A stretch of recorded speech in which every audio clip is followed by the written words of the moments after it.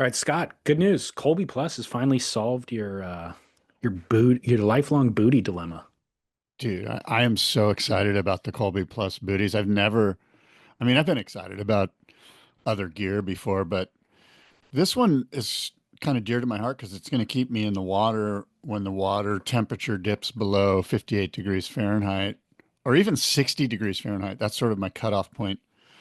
And so I'm excited because there's literally been times when I have to go in and I'm sure other surfers have had this feeling where when your feet go block numb, you can't feel your board, you're kind of done. Like there's no more surfing. Well, for listeners who haven't been listening for years and heard about Scott's plight, your toes are mangled. They don't fit into booties, right? Is that the problem in short? Yeah. One particular toe. I have So, I have polio, it's a form of polio, but it's called polio. so Scott with the only known reported case of Tolio is being studied by scientists, but simultaneously, Colby uh, basically bought a 3D printing machine and kind of designed it for manufacturing booties. So the process seems complicated. It's actually not. You take a video of your feet and send them a couple of simple measurements that you just do with a regular measuring tape.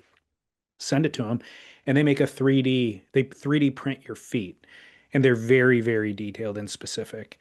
And then mold a booty for your foot specifically, which is also a newer technology. This isn't like traditional booty manufacturing. So there's no Velcro on the booties, even. They're just custom built for your feet. You slip them on, and then the materials that they're using are embedded with Kevlar, like the insular lining, but then the exterior, the rubberized exterior, also has Kevlar on it. So once you get the booty on, it's form fitted, but it kind of vacuums to your foot, and there's less material in between your foot and your board than a traditional booty, and it's warmer and it's more malleable, maneuverable. And then because of that Kevlar, it's actually stronger too. Because you would think that you would sacrifice some strength if you're getting this like super malleable, neoprene, Yamamoto, by the way, rubber, but it's not. It's actually long lasting as well. So they're incredible, credible innovation for booties. Yeah, look, and I'm excited. I've already taken the video, the 360-degree view of my foot, and taken the other photographs that are necessary and sent them into the good people at Colby Plus. I am ready and willing with my checkbook right now to just get these things going, and I'm fired up. So I'm pretty sure they received Good. my input, and Colby Plus breaking groundbreaking. Actually, this is some groundbreaking stuff. They have a cool video of Kelly Slater getting his feet videoed and getting custom booties from Colby Plus. So Kelly's got them under his feet right now. I saw the booties were on display at the boardroom show, and I think Kelly's foot they had Kelly's foot Kelly's was foot. on display. Yeah. I saw people like fondling it, sniffing it. It was really weird, actually. Anyways, Colby Plus, congratulations. Huge innovation. We appreciate it. And it's COLBYPLUS.com. Check out, they got a little banner along the top that you can click on to get to the booties. And then, of course, Real Water Sports is always with us. And it's because they provide incredible customer service, shipping worldwide, and a 1,500 surfboard inventory. Yeah, look, Real Water Sports. I mean, it's been our go-to destination for hard goods, surfboards, fins, wetsuits, all the good stuff that you need for getting in the water and surfing. And of course, they have all the other stuff that a full service, full surf shop has. So check out Real Water Sports. It's a no-brainer, and we're big fans. Totally. One of the recent videos they had on their YouTube page is Britt Merrick's personal Channel Islands quiver. Um, Boards that he likes, boards that he's riding, boards that he's, R&Ding, and they're the Michael February fish, the Channel Islands better every day, and the big happy. And he kind of walks you through those and why he likes them, what he's riding. So check out their YouTube channel. Always entertaining and informative as well. As we see some movement at the takeoff zone, it's Kelly Slater grabbing rail. Yeah, guy. Yeah, guy. Welcome, David and Scott, with you on Spit, the Spit podcast. We're talking all things surf, and it is Wednesday. It's October 29th. We're getting close to the time change here where we will fall back an hour, and I'm looking forward to that as these mornings are awfully dark here. As the sun rises now at 7:05 in the morning, which is too late for most of us. It's also coming up on Halloween in 2 days too, Scott. Is that an exciting holiday in your house? It used to be. I bet it's a very exciting holiday in your house with Austin getting geared up. It's when I was a kid, it was a 1 day holiday. Now it's Yeah. like a 2 week holiday. What's up with We that? we started trick or treating at a school literally last week, so that was 2 weeks prior. Uh, and then every day is a dress up day at school now, like leading into holiday. And it's not costumes, but it was pajama day. And of course, he wore his skeleton pajamas. All the other kids wore their Halloween pajamas too. And then they're doing different color schemes. And so, yeah, it's been nonstop, full on carving a pumpkin tonight. So, Yeah, I'm I'm not it's not beyond me to tell you that I'm wearing my skeleton pajamas also. So, you know, good, frightening. kids Um, got good taste, is all I'm saying. yeah, well, when I'd hear about other people raising kids and I'd hear all this stuff, I was like, man, that sounds like a lot of work. What you don't realize is without these things, it's monotonous. It's like every day is the same. Like, well, we ran out of puzzles. What do we do next? Or do we have to buy a new toy to keep them entertained? I think parents and schools design it this way to break up the monotony. Like the fact that we have a pumpkin to carve tonight is like exciting for both of us. Well, let me ask you this. You brought up a great well, you said something that's very interesting, which is what are we going to do to keep him entertained? Which is certainly, I would suggest the responsibility of the parents. I'm not an expert, but what about just like you and I, our parents didn't keep us entertained. They just kicked us out into the yard and said, good luck. And if you're hungry, there's some toast and butter. You know what I mean? Like, so do you sort of fall back into this like grumpy, I don't know what the phrase is, but like the way it used to be, I don't want to say grumpy old man, like kid when I was, we had to walk uphill in the snow. Like, do you ever did you catch yourself saying, what do we do to keep him entertained as opposed to go entertain yourself? Probably be better for the children if they had some time where they were like, dude, good luck. Here's a piece of Yeah, grass. Go do something with it. I totally agree. No, I think we are setting them up for failure in certain ways, or certainly not giving kids of this generation the ability to figure out their own tool set and do it on their own. We are Yeah. doing it all for them, and so they will be hampered in some way. And let me Um, ask you this. but Do you saying that, are there strategies that you and your wife use so that you in fact do suggest to Austin that he entertain himself? unfortunately, so the answer is ultimately yes. I think unfortunately, part of it is us saying, "Hey, go entertain yourself," means he grabs his iPad and go chills out with that for a bit. It's not the same as him going outside and exploring. Yeah. The good news is on the iPad, it's all these educational apps that he's using. So it's not him burning brain cells, it's him doing math. So I Yeah. think that's good. But the other to answer your question, I think the full answer is we engage with him in a meaningful way that is stimulation that builds other building blocks in his mind and awareness and all that kind of stuff. So it's not him necessarily figuring it out on his own, but it's us intentionally making contributions that are learning Yeah. experiences for him. But What time about, will tell. I mean, yeah. What about, just kind of riffing here, but what if you say, hey, look, go outside. I want you to find 5 pieces of nature, and I'd like you to draw pictures of them and tell me what they are, what you think they are. Is that some, and in a weird way, we're kind of still giving him stuff to do rather than him doing his own thing. I guess the answer to that is the learning games, either on his iPad or just ones that you could buy on Amazon, are more sophisticated than him going out and doing it on his own. Like they're designed to help him identify Yeah. those things, to learn the context. Like he knows about planets and the solar system somehow, and I didn't teach him that, you know. And then my brother, his birthday was just a couple of days ago, so my brother sent a book about planets, not knowing that Austin had already learned this stuff. And so I give him the book, and he's like, "Planet, a planet book, sweet. There's 7 planets," and he starts naming them in the sequence they are from the sun, you know. And I'm like, "Where did that come from?" You know. Yeah. So Yeah, I'm sending not if he had, doubting that all that stuff is probably more refined and but what I'm saying is go outside and find some objects in nature that remind you of those planets. Like, yeah, uh, I you hear know, you. yeah, and I don't know what the what the terminology is for that, what kind of if it's some sort of like I don't know, but I'm Well, not a child psychiatrist, obviously. I think that to your point, there's something that happens with boredom that is actually really fertile for the rest of your brain to grow. And so if every moment of the day is, if I'm just looking at maximizing the hour for his learning, either spend an hour outside or spend an hour with these learning tools and you will become smarter in this 1 hour.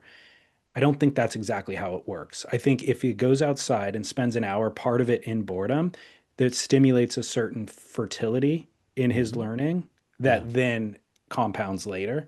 So yeah, I agree with what you're saying. And yeah, we probably overstimulate, to be perfectly honest. yeah. But I do Oh, have an additional thought. yeah, Um, no offense to my parents. This isn't yeah. a direct point at them, but that generation in general, I'm wondering if it wasn't by design of, hey, we're going to let them go out and figure it out on their own because those are the building blocks they need. It was they were just checking out of the job. Parenting in previous generations wasn't a 24/7 job. It was like a 9 to 5er or maybe like a 5 to 9er. And then they check out and they're like, hey, you're on your own from here on out, kid. Good luck, you know, Well, and we figured out. I would agree with that, and maybe not even checking out. You're a little younger than me, but I would suggest to you that my generation was sort of the first generation where both parents worked.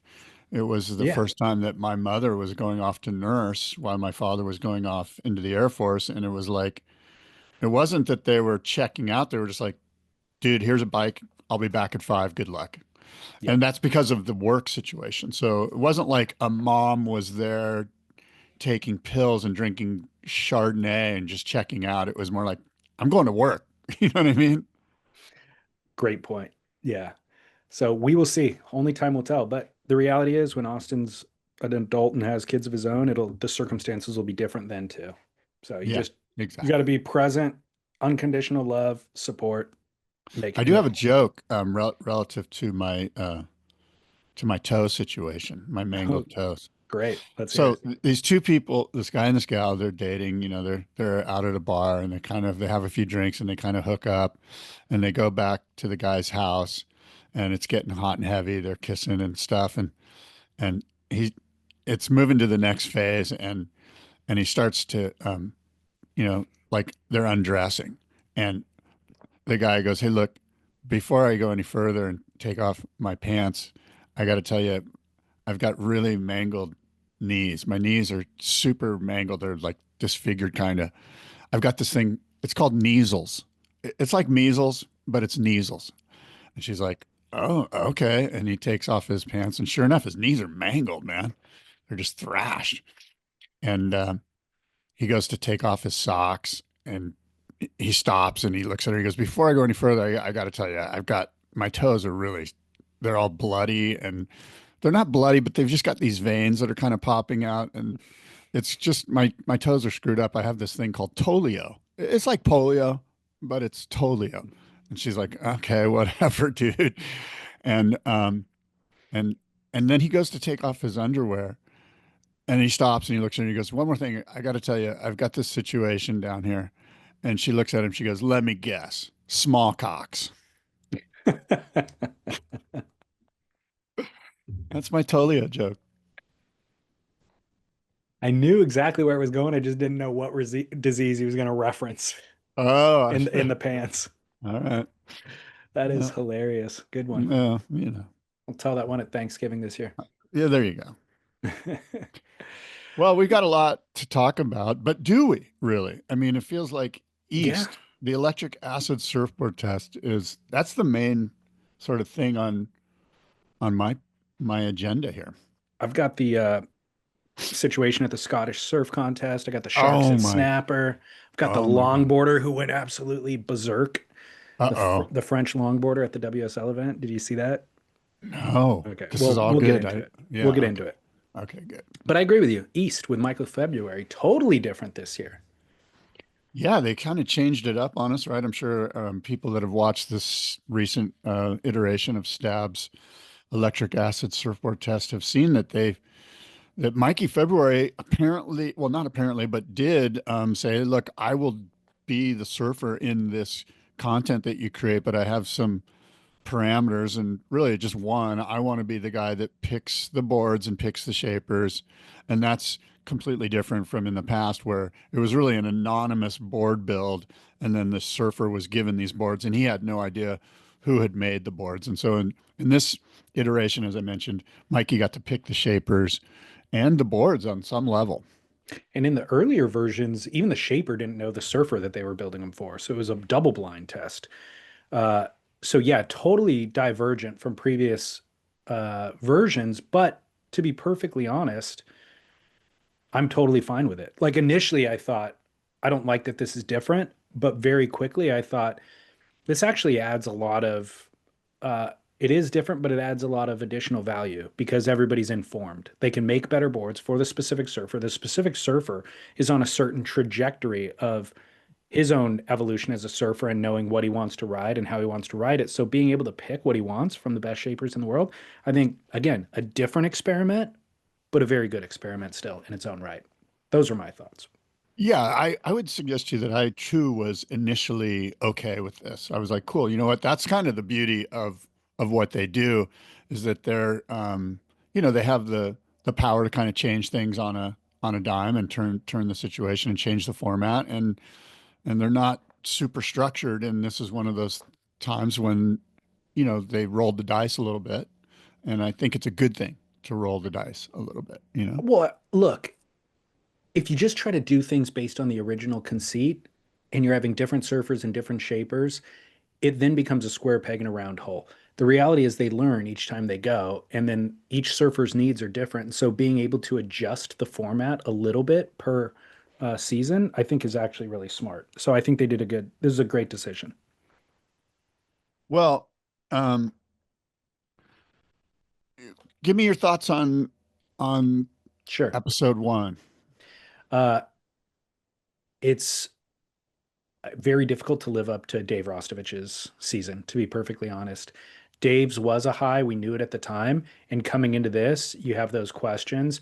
And so this falls short of that, I would say, in terms of entertainment value straight out, in terms of surfing interest, also downgraded, and in terms of the surfer's ability to communicate what he's experiencing on the boards, also not as sophisticated as Dave Rostovich. So right out of the gates, it felt like a bit of a downgrade from the previous iteration of it, but I'm still totally in. And unfortunately, I think Stab Magazine with this series is suffering from a little bit of Felipe Toledo syndrome. Go ahead, fill me If in. Felipe, we expect fireworks from, and if he comes out and does on a wave something better than the other competitor, but not as good as what we've seen from him in the past, he gets downgraded. And that's what Stab's coming out with right now. Is like this is still phenomenal content. It's very educational. We would love it, except we're comparing it to the Dave Rostovich one. Standing alone or compared to what any other surf media is putting out, it's a 10. Yeah. So my initial thoughts are, I'm first of all, I'm super stoked to watch Mikey February surf, right? The guy's just, he's just fun to watch surf. He's got a certain pizzazz, a certain spiciness to his, dance. And I think it's great. Um, I think it's important if we kind of pull back a little bit and think about what is really the alternative surfboard, when we pull out and think about it, the sort of the retro board or the alternative board, like when did this movement really kind of ignite itself? When did it kind of take off?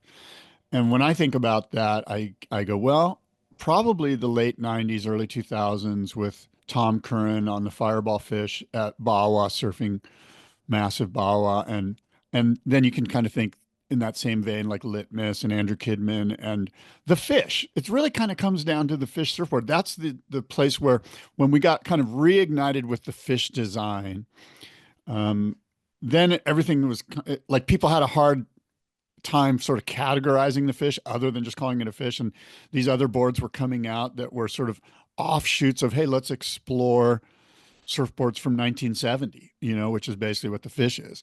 And so we came up with this phrase alternative or retro or whatever. But the fish is an incredible surfboard design, and it's valid in good waves and in bad waves. And on some level, I think we've gone too far with the concept of alternative surfcraft. I think when we're exploring designs that just don't work that good, there's a reason we don't ride them anymore, you know? I think we're going backwards. And I feel like I didn't see some of the greatest surfing that I expect to see from Mikey February in this first episode.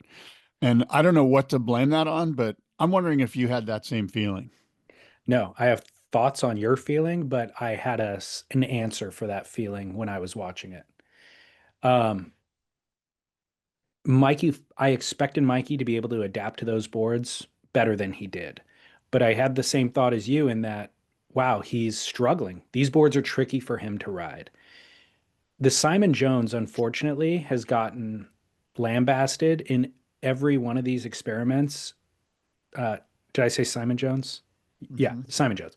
The Simon Jones has gotten lambasted in each of these experiments, except the Mason and Coco Ho episode in which that board won. But everybody else cannot figure out how to ride those boards. But go ahead and watch Torrin Martin ride them. You know what I mean? And he's got them dialed. And so to say that and I know you didn't say this about Simon specifically, but to say that those designs don't have applicability, I would say they actually have applicability to a wider range of surfers. It's just the high performance surfers who get on those boards don't know how to adjust to ride, or it'll take them time to figure out how to ride them. Now, what I expected was Michael February coming into this experiment. I wouldn't classify him as a high performance surfer. I would classify I him. did. See, this is where I disagree with you. I actually do classify him as a high performance surfer. And I think that this is where part of the problem might be Yeah. is that we know him as this like style guy and the style master and style and freestyle and all that. But he's actually, if you watch him surf and have seen his career, which you have, he was a shortboard surfer that was in the contest arena and surfed to that level. And then when we see him today on the Channel Islands surfboards, he's absolutely ripping in Yeah. a super high performance fashion. Now he Yeah. does it with some pizzazz, some hand jive or whatever, but he's really a high performance surfer. And I think that that might be part of the situation here is that um, he wants to go off the bottom and off the top and do a big, massive, high performance turn. Yeah. And these boards, some of these boards, not all of these boards, some of these boards just are not designed to do that. They're They're definitely 7 feet long or whatever, and Well, look, that's one of the things I think might be the issue. But I'm not, also let me state this caveat: I'm not a shaper. I don't know. I've never shaped a surfboard in my life, maybe one. But my point is that I know that there's intricacies in these designs that are way beyond what I can even explain. Um, but I'm just wondering if you mentioned earlier, like uh, square peg round hole kind of situation. So anyway, I'll leave it there. What are your thoughts on that? look, the most extreme example of square peg round hole is when they had Sean Manners do this. And Sean Manners has only ever ridden pointy thrusters and like finely tuned ones, low volume. So that didn't fit at all. This is not that. This is closer to, a fit than not, but it still is obvious that those boards are very tricky for him to figure out. So let's go back to what your thought was about we've gone too far with these alternative designs. Again, I would like to state I don't think that we have. I think And I also think you're simplifying it when you're saying that it's all kind of based on the fish. I think the fish is the most popular example, certainly, and the most widespread example of what you're talking about. But at that same time in the early 2000s, Thomas Campbell had a string of super successful film, a decade of super successful three films that whose influence is impossible to even measure. But from it, traditional longboarding came back into popularity. The bonzer, I don't know about the that. longfish. Wait a minute. Hold on. You're telling me that Thomas Campbell's films are the reason that the traditional longboard came back? I'm saying that was definitely an inflection point for it. Not, Okay. I'm not pinning. I would agree with that. Yeah. Yeah.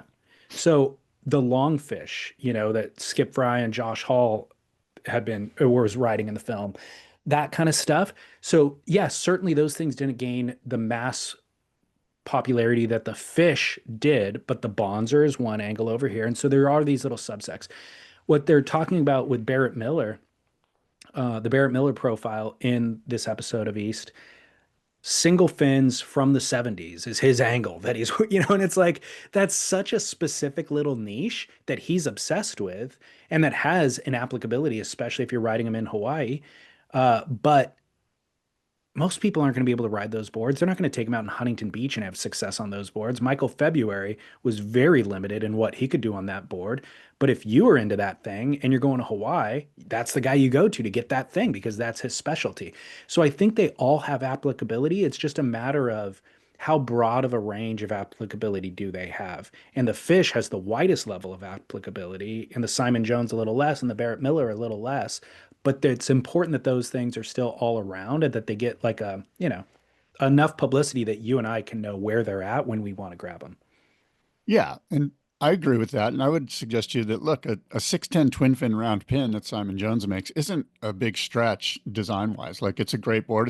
It's a board that I own, that you own, that's not, but there are some boards in this first episode that, like I said earlier, there's a reason we don't ride them anymore. And I think perhaps the problem may lie in this format change and the fact that Mikey got to call up the guys and go, "Hey, I've always I'd like to try that thing, and I think some of those shapers might have been. Obviously, there would for sure be different boards if Mikey hadn't called them and said, "Hey, I'm Yeah. interested in this. I'm interested in that." You know what I mean? And so it feels like maybe the the board that the shaper wanted to put forward wasn't the board that actually ended up underneath Mikey's feet, because Mikey had a vision of, oh, I want to try this. I've always wanted to have that feeling. And I think that Mikey February, being, in my opinion, a very high performance surfer, um, you know, we're taking a bit of a step back in some of these designs. And I'm just basing that off of what I saw him do in the water on the boards. There was one or two boards where I was like, oh my God, he looks great on this board. This board looks incredible, And then there was other, Which two? I would say that for sure the Mark Richards twin fin looked amazing. As That looked soon amazing. as soon as he gets on that, the turns are 5 times bigger. And what do you have there? You have a guy who's been shaping for 5 decades. 5 decades. Well, the other And thing you so, have there is they had built he had made boards for Mikey before. And right. so this Yeah. is kind of an extension of the sequence, Yeah, for sure. which is And super that probably helpful. helps. Yeah, for sure. And then I thought the Bonzer looked good too. Like the Bonzer looked okay. Didn't like jump out at me, but relative to um, some of the other, I don't know, it just looked like there was moments on the other boards where and look, he's going to try the boards again. This whole thing could be moot next week when we talk about it, whenever episode 2 comes out. It might be Thursday, it might be tomorrow, but, Well, maybe we'll see him in waves that are more prone to those designs sort of highlighting what they do really well. well, he's going to California. He was in Australia for this first portion, and then they're going to California for the episode 2. Um, and so the two boards that you picked are both examples of an extension of a sequence of boards that he's gotten from those shapers. He's ridden Bonzers before. He has a relationship with the Campbell brothers, and the same goes with Mark Richards. So I think that says something already. And also highlights exactly what you're saying of him having a hard time figuring out these other boards. Now, the what I did like about those other boards that didn't necessarily work as good is showing footage of the shapers riding them. So Derek Disney riding this board that he's interested in, that he's been experimenting or iterating on for a decade. He's shredding on the thing. And then you see Mikey trying to figure it out, and Mikey not necessarily figuring it out, but knowing that Derek can do what Derek's doing on it and the lines that he's taking that are different than what anybody else would do on a different board. And the same thing with Kobe Hughes. Kobe Hughes riding that longer board that is kind of all high performance in the back half, but just extended out the front, and the way that he's positioning on it, the way that he takes off on waves and gets into position, totally different and unique. And I'm looking at Kobe thinking, dude, I'd like to get one of those and try to surf like that. But then you see Mikey February get on it and try to surf like that, and he's struggling to figure it out. You realize the shapers having their own R&D process and specific to their style of surfing, absolutely, they're down a rabbit hole that's working for them and that is very interesting and divergent from the rest of surf culture. So I think that detail is very interesting. Yeah, and look, first of all, Derek Disney is an like top-notch surfer. Like he's going to surf. I've seen him surf good on every board he's ever ridden. You know what I mean? Every time I've ever seen him surf, he's ripping. But And he's in a design rabbit hole that is down a path, a ways down a path with a super small twinser with a flex tail on it that is I unique. thought that there was moments on that board where Mikey looked pretty damn good. There was Yeah. also moments where you could tell he was trying to figure it out. It might have been too short, right? 5'3" is pretty short for a guy that's 180 pounds. It seems like Derek's making going shorter and shorter every time I see him ride one. There was a couple of turns where I was like, okay, Mikey's got this board figured out. Like, and they were just like these kind of like super quick off the bottom. It was almost like as soon as if he tried to draw the bottom turn out, it didn't go quite as good as if he just immediately just went, I'm going up to 12 o'clock. And all of a sudden the board seemed to squirt up there really fast. But um, anyway, that's just sort of my overall thoughts on it is that I'm not so sure. I think that there are some problems with the formatting of this particular episode. I think it may have been better if maybe he knew the shapers, but they didn't talk. They just like the shapers were contacted and said, Mikey would like you to make him a board. Boom. That's it. Here's his weight. Here's his thing. As Well, opposed to yeah, I'm not so sure that I just feel like there's a reason that a lot of us don't ride these boards anymore. And it's because there's better boards. There's like we did that already. And yeah. I'm not trying to take anything away from, you know, certain design aspects of those boards. And I'm actually all for taking certain design aspects of those boards and putting them into a, but I guess, and maybe this is my own, sort of my own prism, but I kind of want to surf the way Mikey February surfs on the CI fish. You know what I mean? Like Yeah. off the bottom smooth, off the top. I can go out onto the shoulder and do a roundhouse pretty much anytime. I'd rather try to get more high performance in the crappy waves that I ride. Thus, the fish seems to make sense because I can't do that on a chippy little 6'1". Well, inadvertently, even though CI doesn't have a board in this program, this is becoming a great commercial for CI and their fish. Well, look, that's just the sort of the background that I have to draw off of here. That's what I've seen Mikey riding Yeah. and ripping on. And frankly, I think he's done some of his best surfing, Well, within the last 2 years of what we've seen of Mikey February. another note on the production, the segments where he's on the phone talking with the shaper, ordering the board, and they're showing a little box of surfing and a lot of text of the phone call, the caption of the phone call. It's just boring. It's like it's not great from a production standpoint for the show. Like there's these segments that are low energy, not entertaining until we get to the surfing.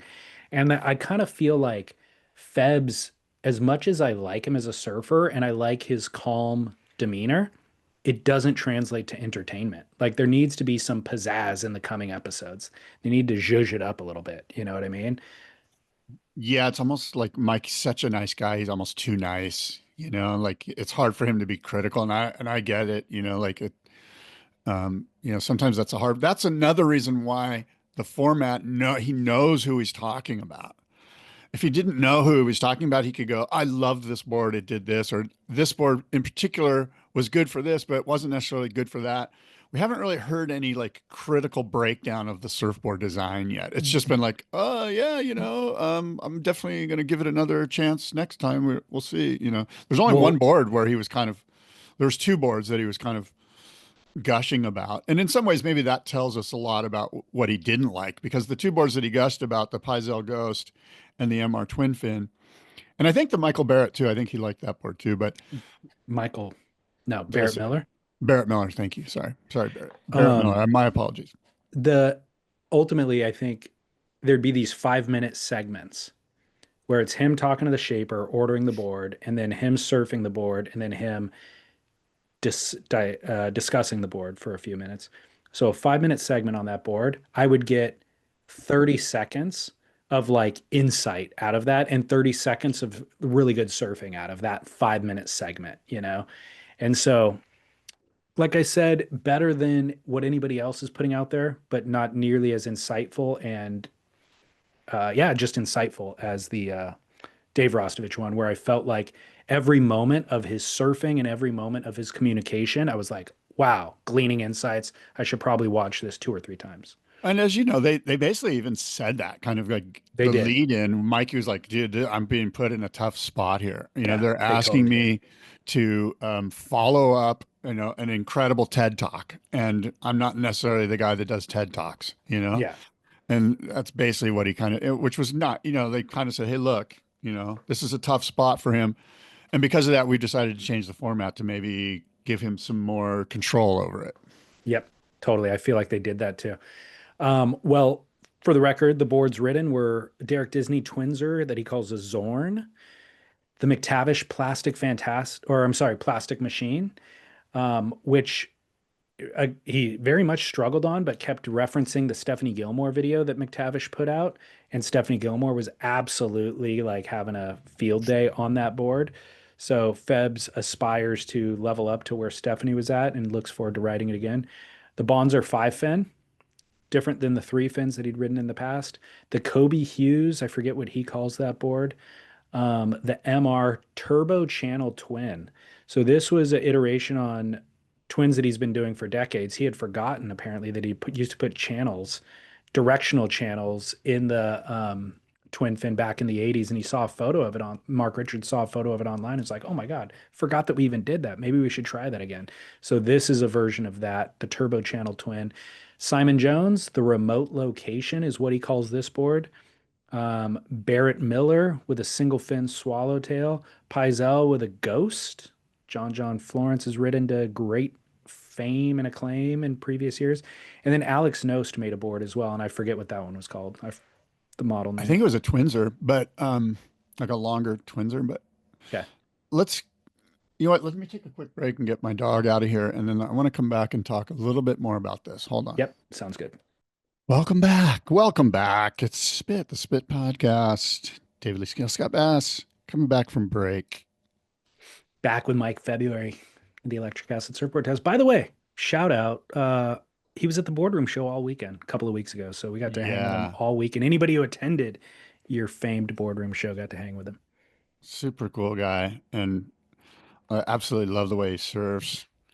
And he surfed really well on the Pyzel Ghost, right? And he seemed Oh to yeah. really be in love with that board. And um, that sort of backs up what I'm saying. I was like, he's a high performance surfer that really does well on high performance surfboards. And however, doesn't isn't it odd that they're putting him on a 3 fin high performance surfboard? Really a board that should probably be in, and has been and has won, I believe, Stab in the Dark. What are your thoughts on that? Throwing that sort of another curveball. It kind of puts the other shapers in a weird position. I didn't like it at all, and I thought it didn't service anybody and their goals in this effort. It doesn't fit the criteria of the experiment. Obviously, he's going to ride that board entirely differently and much more kind of sensitively than any of the other boards. It's just going to look better for those reasons.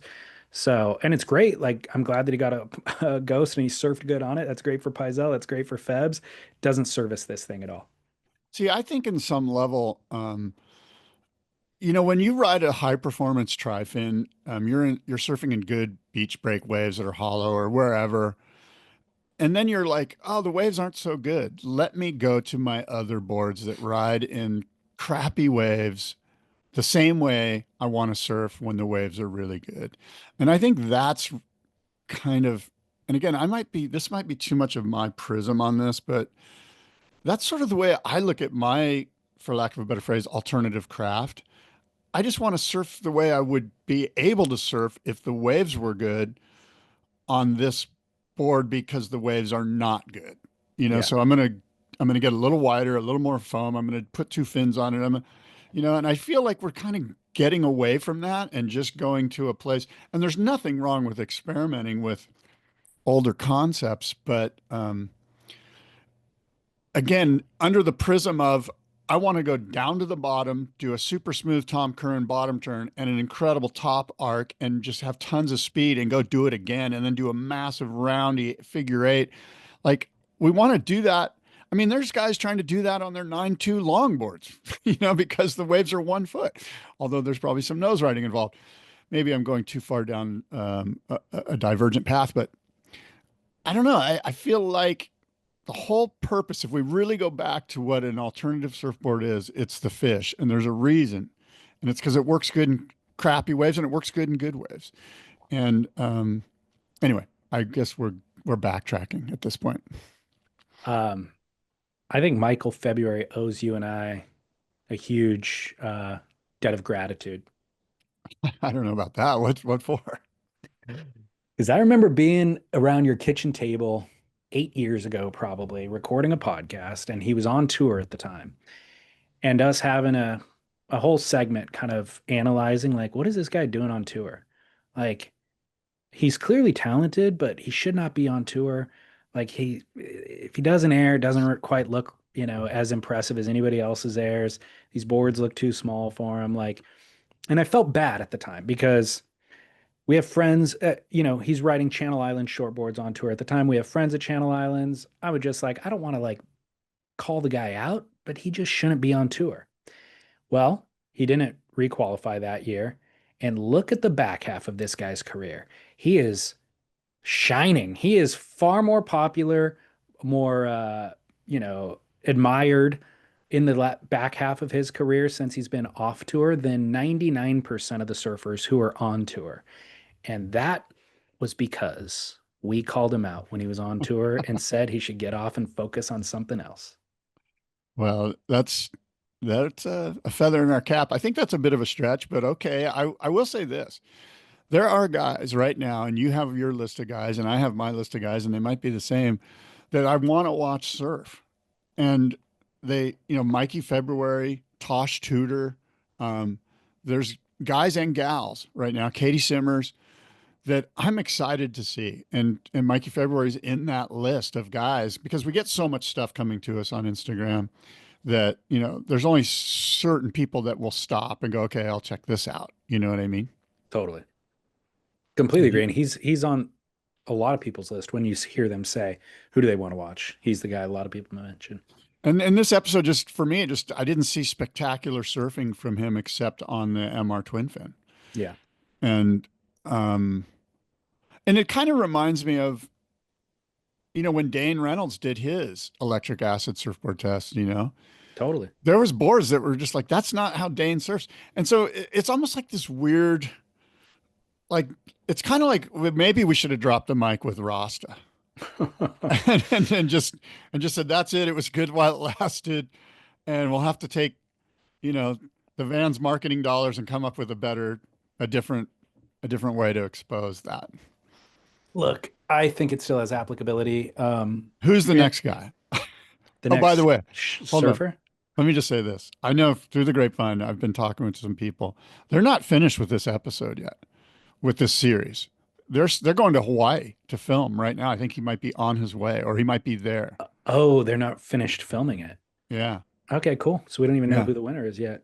No. They don't know who the winner is yet. No. Okay, cool. Well, I still think this has value. And the thing that you're talking about of like these boards, I think we're backtracking. I don't think that at all. I think that we're still in evolution. Just as they're still filming this content, series, as surfboard, as surfers, as appreciators of the surfboard, these things are all in motion and we're witnessing it in real time through the evolution of it. So we're at a part in the arc where it doesn't have applicability for you, but I guarantee you those boards have applicability for a wide swath of surfers out there. Mikey's a high performance surfer. You are definitely a higher performance surfer. And you're looking for sensations that'll let you get to the top to do that arc. There's so many surfers out there that'll never be at that level who want a board that's going to go really fast, really straight. Yeah. You I know? would agree with that. And let me say this. As you know, I have two brand new boards that would absolutely fit into this category, Yeah, right? totally. One of them's a carbon fiber V2 flex phaser quad fin from Mitchell Ray at Outer Island Surfboards. This is the type of board, in my opinion, that should be in the electric acid surfboard test. It's full cutting edge, crazy state of the art stuff. And it's an alternative design in that, I don't know, it doesn't have three fins. I don't know even how you, and, I'm looking and at it this right guy now. and Outer Islands, Mitchell Ray's been shaping surfboards for 5 decades. My first Outer Islands board I got from him custom was in 88. And he's a 1960s, 70s Bali guy who's been doing flex tails for 50 years. He's been doing flex tails. My other board's from Greg Weber, and it's a stringerless EPS three fin with a rounded nose, like a design that you would see behind Mikey February in these drops that they're showing when he's in studio looking at the boards. The outline looks like one of those boards, and it's insane. It's an incredible surfboard with crazy concave in the bottom and a lot of tail rocker and a really unique kind of Hinson like rail.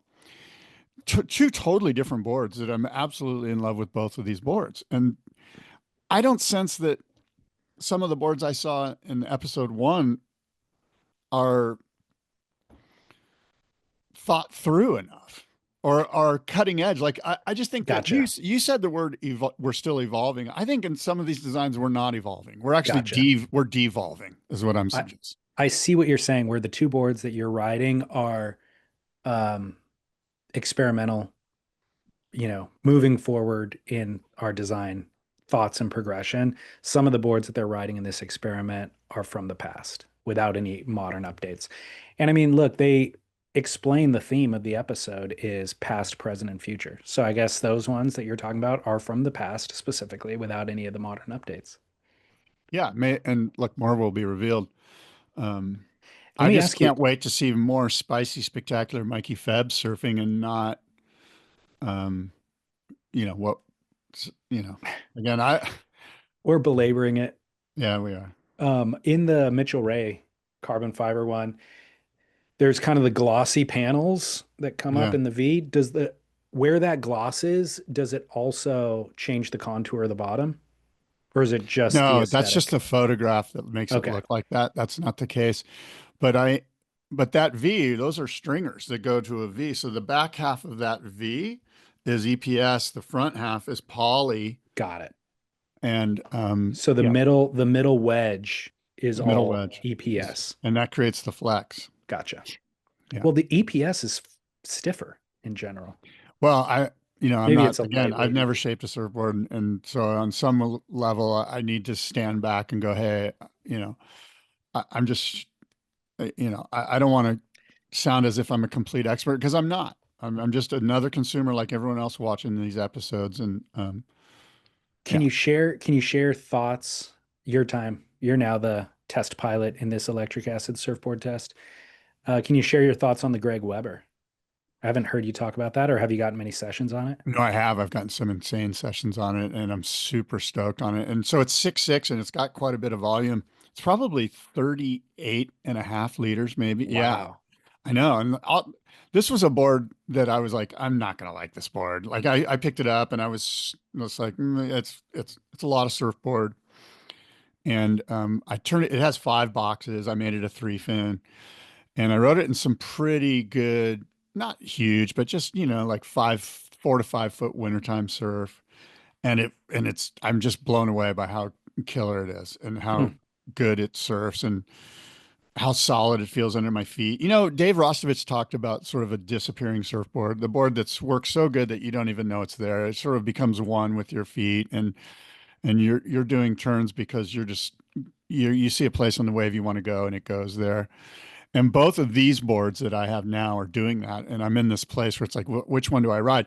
Now, the Weber stringless EPS, which again, I was like, I'm not going to like this. I hate EPS. I generally don't like EPS. And right now, it's my go to when the waves get big in the wintertime here. I'll be riding that board. It's 6.6. And like I said, it's got a ton of volume. It catches waves really good. It's a little too much for anything 4 feet and under, which is what I've been kind of riding it in. It's just, it feels but I can tell that it's just going to go next level on some solid wintertime surf. So I'm pretty psyched on it. And then the Mitchell Ray is a little smaller, and it's more of like wintertime when it's, 3 to 4 to 5 feet. Gotcha. All right, cool. Yeah. Good update. Yeah. Do you want to move on from East for a Yeah. second? Yeah. Tell me about these other things on your notes. Sounds interesting. Well, I mean, the footage that's coming out of Snapper with sharks just going berserk in the lineup. Have you seen any of this? No. Oh my gosh, dude. Where do I see this? Anywhere. Instagram? Yeah, anywhere on Instagram, the lineup is completely empty of surfers at Snapper. Um, and there's actually good waves coming through, and it's entirely empty, not a single soul out. Actually, Jack Robinson just posted yesterday on his account, pulling up and checking the surf, and there's just sharks going. I mean, it's a feeding frenzy. So I don't, I'm I, watching. I Whoa, didn't, hold I on. didn't research it to find out what's going on. The only thing I could imagine is, there's migration of fish of some sort that's coming through, and but there's Brad. dozens and dozens of sharks thrashing around in the lineup. Yeah, I'm watching it now, and it's got to be maybe it's from that Tweed River. Maybe there was some sort of spawn or something. I don't know. Again, I'm not a biologist, but yeah, there's definitely some food there, and these sharks. I'm watching it now, David, on a news feed I pulled up, and yeah, there's just fins everywhere, and people filming it, and nobody in the lineup, and it definitely seems to be some bait that they're going crazy on. Yeah, They're hungry. yeah, pretty wild there. Wild visuals to check out. The other kind of interesting news story coming out this week was the Scottish surf event at Thurso that got canceled. Um, during a women's semifinals at the Great Britain Surfing Cup in Thurso, Scotland, five local-ish men, all in their 40s, disrupted the competition by paddling out during the heat. As seen on the live broadcast, they dropped in on the female competitors and reportedly engaged in physical altercations that nearly resulted in the drowning of one young woman. The incident led to the immediate cancellation of both the men and the women's finals, with GB, Great Britain Surfing, citing safety concerns for the competitors. Now, did you see Yeah, this? I did see this. So the waves had been junk for a couple of days, just kind of unruly and windy, and then really turned on, and it was kind of head high. I mean, you've seen Thurso before. It was good, right? Point break, hollow, barreling, and the locals were basically like, I guess, murmuring throughout the event, like, if the waves are good, we're paddling out. Like, we're not gonna wait on the sideline while four competitors at a time go and a bunch of waves go unridden. So sure enough, the women's semifinal started and the men went out there and just started dropping in. Yeah, it was a really ugly moment for surfing, for the male gender, for I mean, it was ugly, it was gross, and surfers are the worst. Look, I've even had some um, moments of selfishness lately, that I'm not proud Really? of, but Tell nothing me like more. this. No, no, I don't want to get into it, but I've had to apologize, and just silly little drop-ins, nothing like drowning a female during a surf contest. That's crazy. I mean, But look, we all get caught up in the moment and yeah, but this don't is look, this is just yeah, yeah, don't look twice and make a bad decision in the moment. But that's different than intentionally paddling out to yeah, disrupt.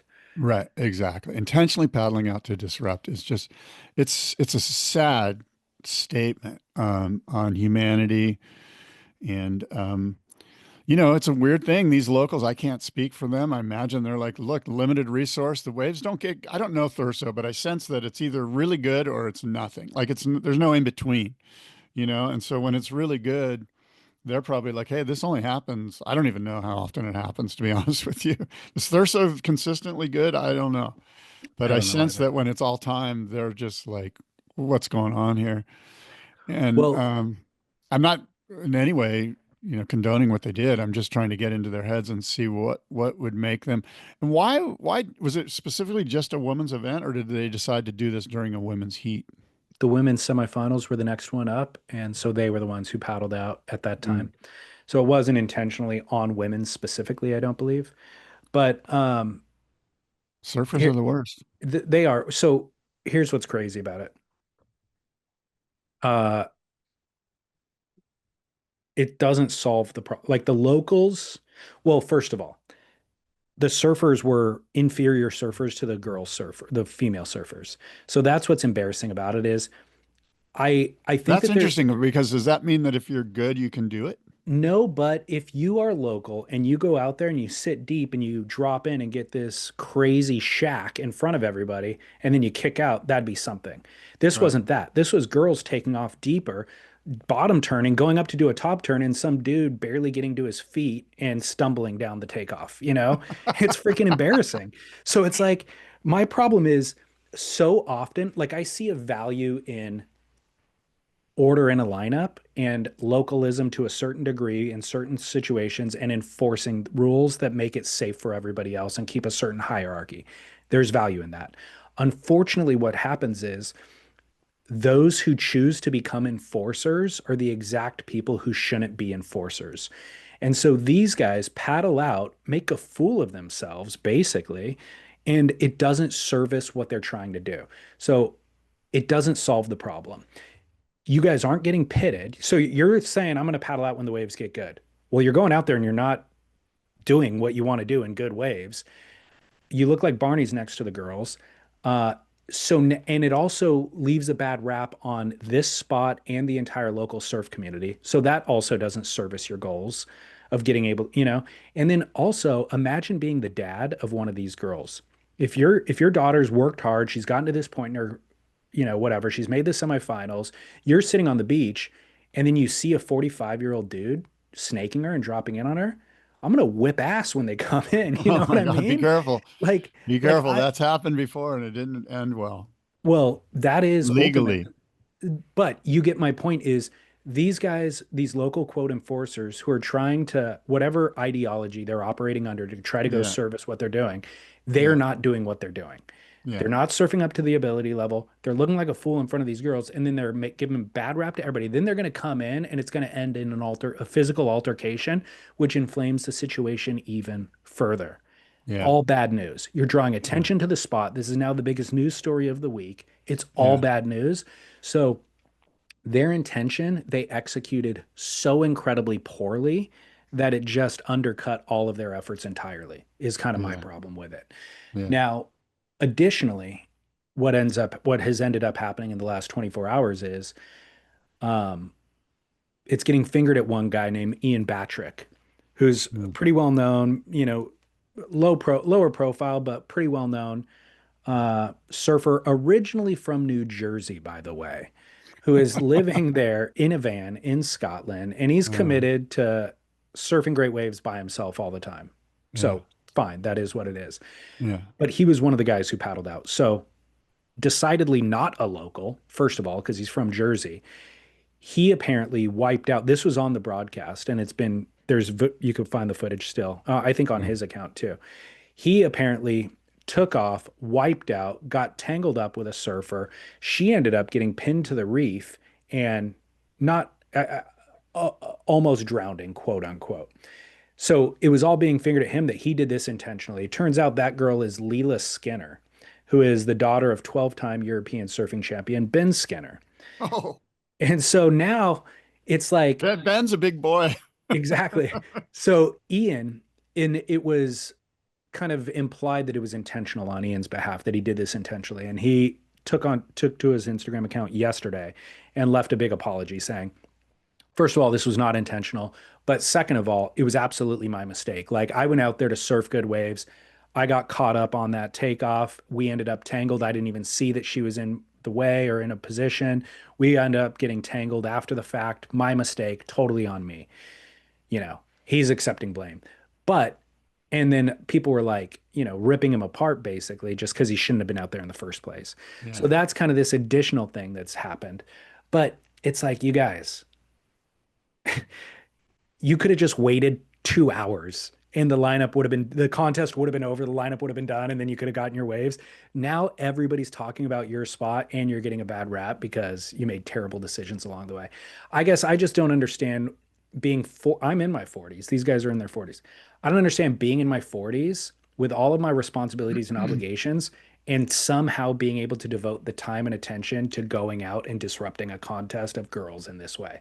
It it's so far divergent from where my ideals are or how I want to spend my time or priorities or energy at all. It's hard for me to even wrap my head around.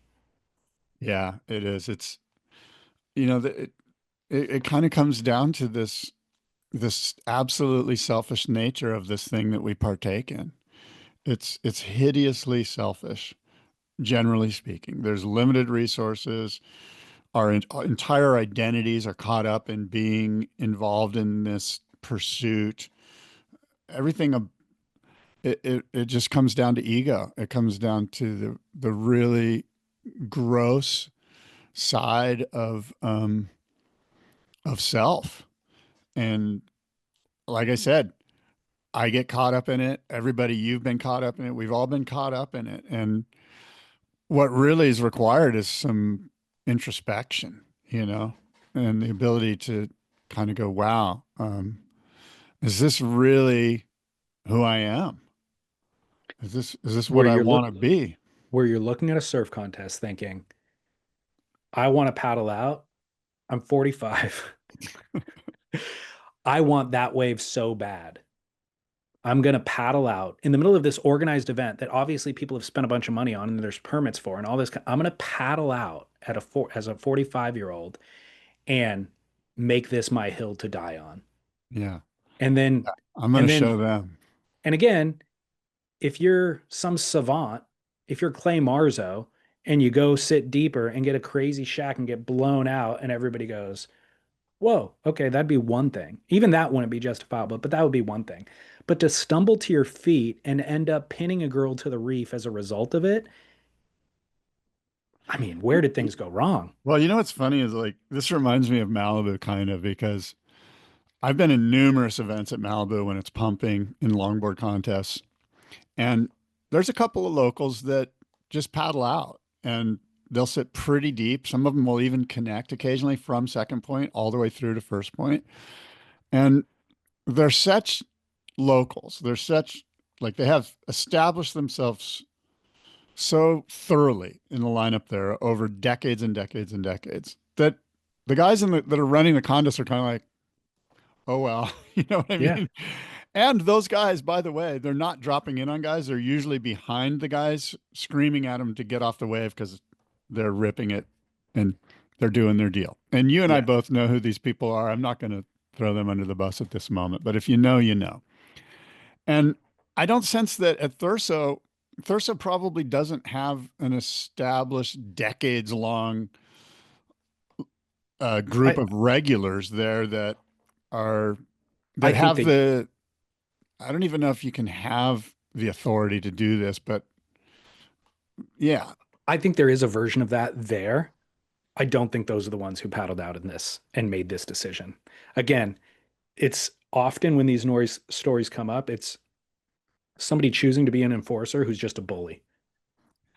Yeah, just the whole concept of an enforcer is just like, no matter what, that has to be eliminated from your thought process. And again, I get caught up in it. People get caught up in it. It's easy, Yeah. to rationalize, don't you know who I think I am? Right. Basically, is what it comes down to.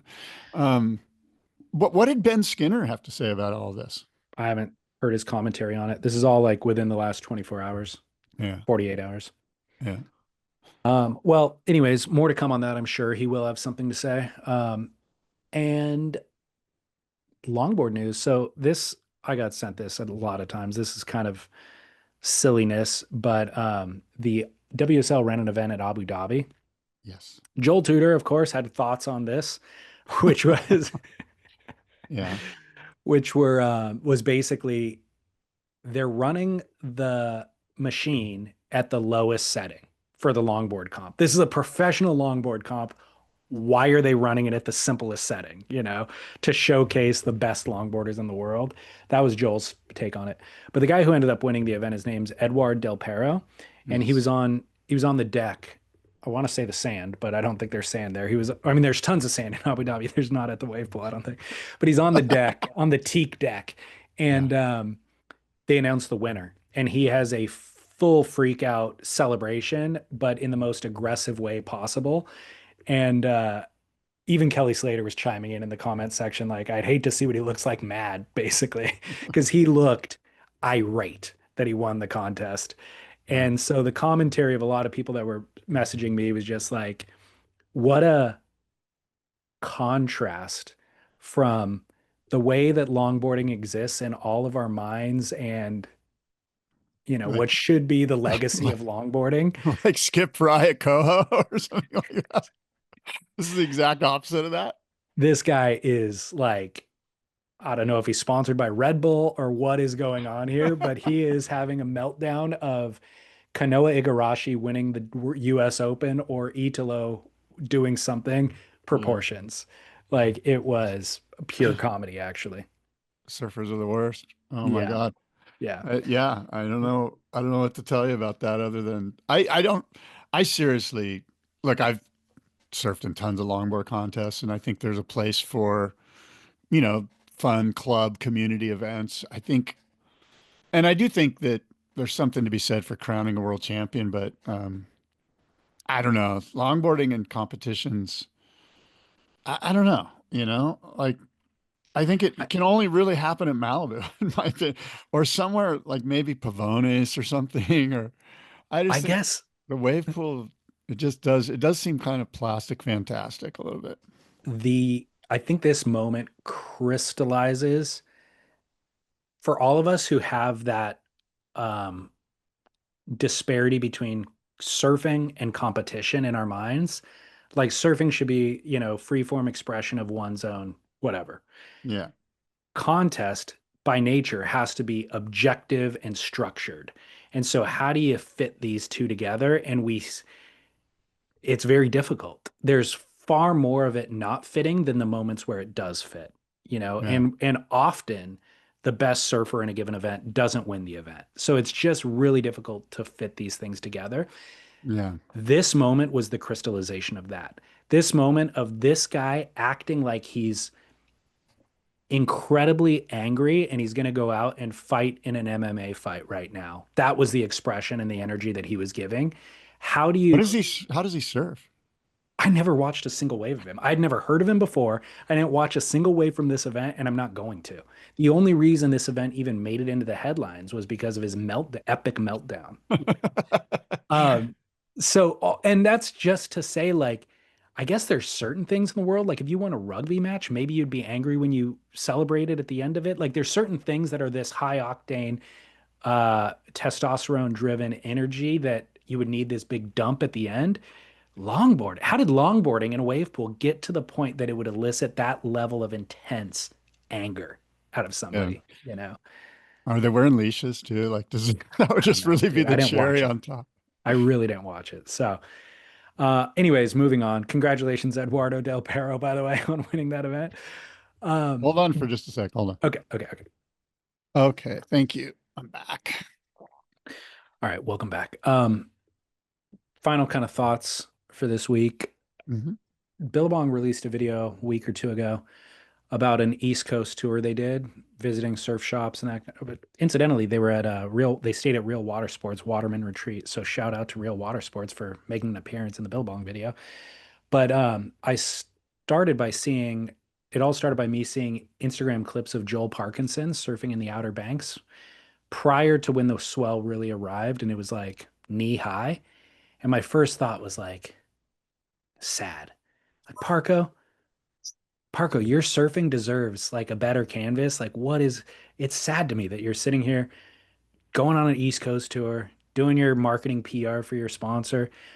And then the video came out and the waves were good and all this stuff. And I was like, the amount of stoke that Groms get when they see a professional surfer justifies all of the efforts made or whatever downgrade that professional surfer had to make because they could have been in Hawaii getting shacked or something like that. It justifies it because the surf towns seeing Parko come to town lights them up in a way that you don't see other than kids going to Disneyland or something superficial like that.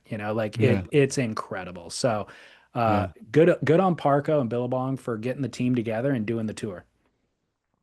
totally agree. And you're right. There's some excitement. And when I was a Grom, there was excitement when the OP Pro came to town in the mid early '80s.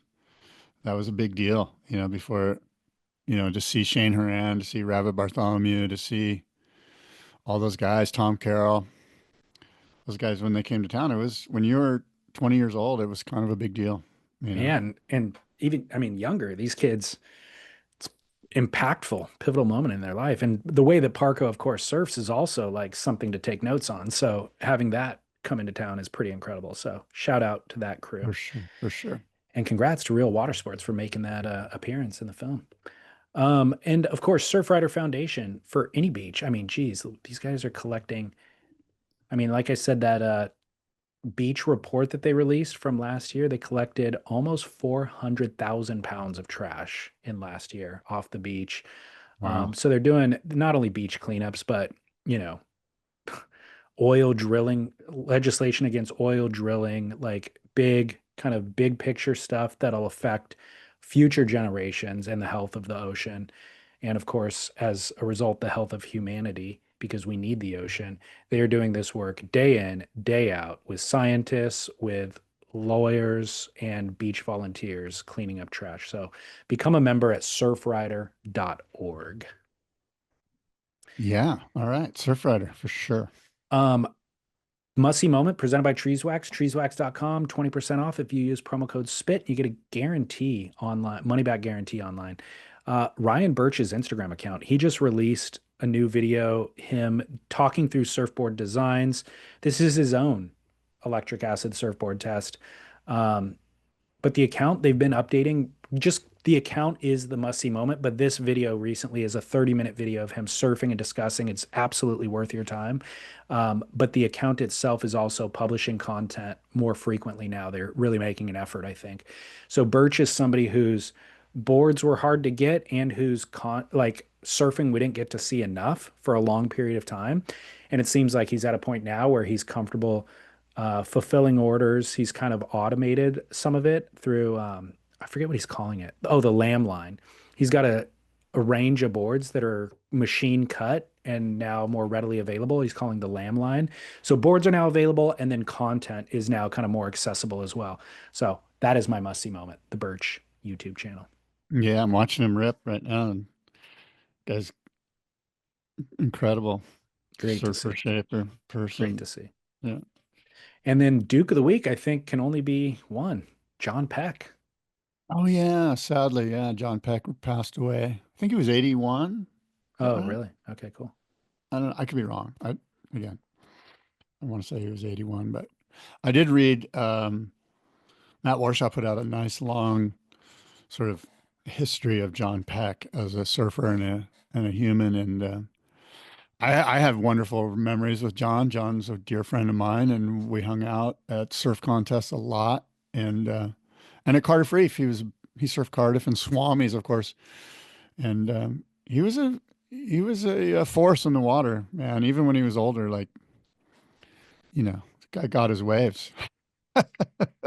He was a local. You know what I mean?